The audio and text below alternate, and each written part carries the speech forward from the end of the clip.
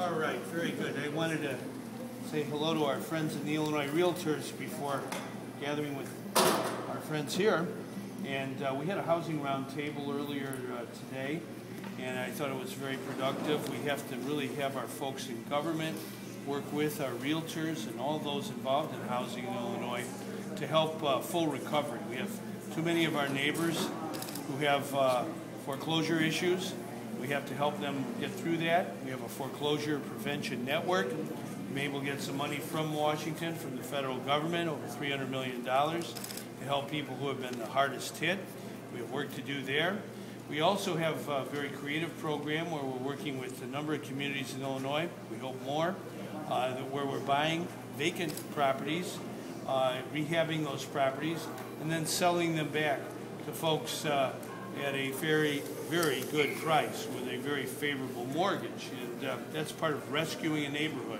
If you have a foreclosed home on your block, it reduces your own home value by $8,000 to $10,000. And so housing is a key part of economic recovery in Illinois. We're going to be working on that all year. We're working with our Attorney General, Lisa Madigan, to help lead the effort at getting a settlement with some of our biggest banks in America on some of the problems that they caused. And with those resources, we hope to really make our housing market back where it should be in Illinois, a place where folks can realize the American dream. Governor, have you reached out to Derek Smith to tell him to resign, or what do you think of him? Well, I was out of town. I just got back in town yesterday. I really feel that Representative Smith would do himself a favor by taking the advice of Secretary of State Jesse White and many, many others and resigning. There is a procedure as part of our Illinois Constitution. I believe it's beginning its process now, where members of the House he serves in, the House of Representatives, will begin to take testimony and hear evidence about whether or not he should be expelled. And that is a procedure that exists in the Illinois Constitution. It's similar to the process of impeachment and removal for executive officials. If you're subject to expulsion, it takes 2/3 of the members of the House to do that. And if he doesn't resign, I think Representative Smith should be aware that he may indeed be expelled. On the 15th, you said he shouldn't be judged until the jury looks at the case. What has changed that makes you now say he should resign? The process of expulsion is similar to impeachment and removal. My predecessor was not tried in court, but nonetheless the members of the House impeached him and the Senate voted unanimously to remove him. That's more of a political process, a judgment process that's separate and distinct from our legal system. But on the 15th, you did not call for him to resign. Now you are. What's the difference? Well, I think he should resign. I think many others agree with me that he should resign, and I think that would be the best course for him to follow. Governor, it's basically a question of allowing voters to vote him in so that he can be replaced. Correct? I mean, are you buying into that process? The voters have a right in each district to vote their conscience and vote how they feel the democracy should take place in their district. So that has now taken place last week. The process of democracy also works in the Illinois House of Representatives, and I think it'll take place without delay. Why wait until after the election to ask him to step down? Well, I think Representative Smith would do himself a favor by resigning. Were you worried that Mr. Smith was really Republican? Well, I don't think there's any question that his opponent in the election was a Republican.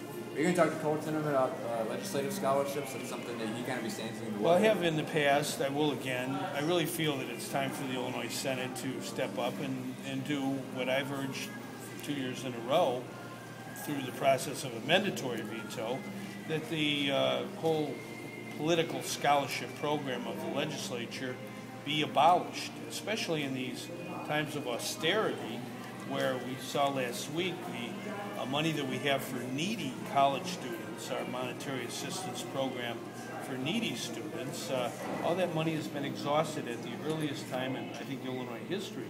So where we really need to have the resources put is into those who are needy and deserving They may not have political connections, but those are the students we should focus on. And so I really think the Senate should vote to abolish the program. I hope the Senate President calls that bill that passed the House. It has in the past, I believe, passed the House. It's time for the Senate to act. Full Senate vote is what you're asking for, right? I really think so. I think that would be the best way to take that issue, resolve it, and move on. We have so many other issues to work on in Illinois this year that are important to the public.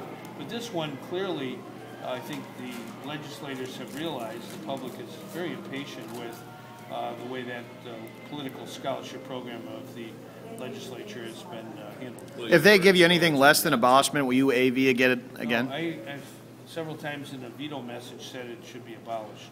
What, do you think then that it should not be buried in committee, or are you going to urge Cullerton not to bury it in committee? I think Senator Katowski is the sponsor of the identical bill that passed the House. Senator Katowski is a very good leader. He led the effort to get budgeting for results in Illinois. That means making sure that we invest our budget money of the people of Illinois in things that really have good outcomes. And clearly, it is not helping higher education, I feel, to have a political scholarship program. Scholarships should be based on need and only for deserving students who are qualified to be admitted. And when we do it, we deviate from that, I think we're missing it. Well, The Illinois Lottery has started online sales now. If that works well, how would you feel about expanding it to other forms of gambling online, like poker or blackjack? Well, I think they're going to look at that. I have a lot of confidence in Michael Jones, who I appointed as the superintendent of lottery. He's a very creative person, has a lot of experience in this area. I think you want to take one step at a time. We want to do this in a proper way. If we can enhance lottery revenues and do it in a way that's prudent, so be it. Are you disappointed that Hogan is gone so quickly over at U of I? Well, I liked Mike Hogan personally. I don't think anyone who I've encountered has not been impressed by his fundamental decency. He's a very nice man, a very excellent scholar. I don't think it worked out, and I wish him well. I think that Bob Easter, who I know very, very well, who served as the interim chancellor. I went to China with Dean Easter. He knows the whole campus so well of the University of Illinois, all the campuses. I just think he's an outstanding choice, and I know he has the utmost respect of all of the students, the faculty, the administration, and it's all about the students. We shouldn't forget that. The university is set up for the education of men and women who are going to make a difference in the world. And the University of Illinois is a great place to make a difference, and we should never forget that. And I really believe that President Easter will do a great job. Do you approve of Hogan staying on after his failed presidency and still being a professor at the U of I? I don't know all the details of that. I'll have to find out. $285,000 professors. Yeah. Is that a little steep for Joe Lunchbox? I'll have to look at, I don't know all the details. He's a scholar who's written award-winning books, and he's a great historian. Disappointed, though, that it took, he lasted only 2 years, correct? Well, I think he did his best, and it was probably the right thing to do to have this change. And I think it's important for us to move on and not to just dwell on, the present. We have to move forward. And President Easter, who will take over on July 1st, is one of the greatest persons we could ever find to lead the University of Illinois. Does Illinois have a stake in the U.S. Supreme Court arguments being heard this week in the case of the health care system? Well, do you hope that the president's plan stays in place? Yes, I do. I firmly supported the Affordable Care Act. I believe it's a good law. There's three things you should always remember about it. For those parents who have children who are between, after college perhaps and before the age of 26, they can put their kids on their own insurance, and that helps alleviate the problem of uninsured young adults.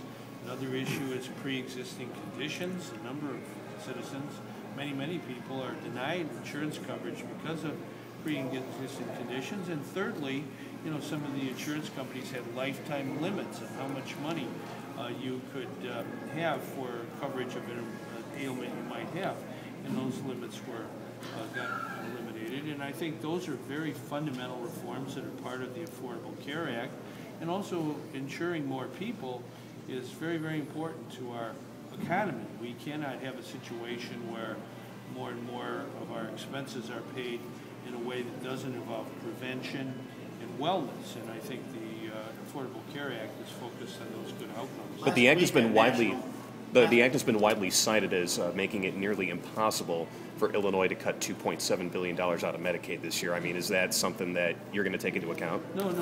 We've gone through the Affordable Care Act. We've made a list of things that are not federally required, and we have presented that list to members of the General Assembly and a working group, and they're going through that.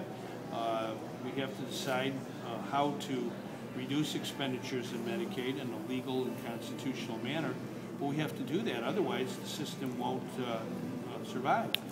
Basically, we have to reduce the expenditures by $2.7 billion, a very heavy amount to say the least. But by so doing, we can, I think, have a system that provides health care, but also doesn't run a deficit into the billions and billions of dollars. What do you tell somebody though who let's say you guys cut adult dental care out of Medicaid? What do you tell that adult person who can't get their teeth fixed after that? Well, it's very difficult. You have to make some choices. Oftentimes they're difficult choices, but we have to understand that if you don't have a system at all, then nobody gets coverage. So it's oftentimes a difficult but painful choice you have to make in order to maintain the system. We have a large Medicaid system in Illinois. It covers about 2.7 million people, and more than half the childbirths in Illinois are done through the Medicaid system. So we obviously have to have money for little babies being born today and tomorrow. So, it's not easy. And I think the legislature will have to step up with me and work on this very important mission. How do you answer critics who say, you guys aren't doing enough to weed out people who don't qualify already? There's a lot of criticism about that. Well, we are doing a lot there. I think that should be pointed out. We sent a letter to the federal government indicating our plan. We received a letter back from the federal government saying go ahead with that plan. We have no tolerance whatsoever for fraud or any kind of misconduct with respect to the Medicaid program, and any of those who would engage in that will suffer grievously. Matter of fact, we have a law in Illinois called the Whistleblower Reward Protection Act, the False Claims Act, where anyone who is cheating the system, we can sue them for treble damages and recover attorney's fees as well. And we intend to use that. So if anybody is ineligible and taking advantage of the system in an improper way, any providers who might be thinking of doing that should be aware that we mean business. Okay? All right? Okay. Governor, what do you see as the final deadline when the legislature has to act on creating an insurance exchange? Well, we want to get that done. May 31st is the deadline for most of the legislation, and I've talked to legislative leaders. I think I'm optimistic we can make some progress there. I think that's necessary. All right, on Belgium, I went to Belgium. I was graced by the presence of the First Lady of Chicago, Amy Rule, very, very nice woman indeed. I learned that her father and grandfather were in the United States Navy, as my father was, and I thought Amy Rule did a great job of representing the city of Chicago, and I represented our state of Illinois. We met a number of service members who are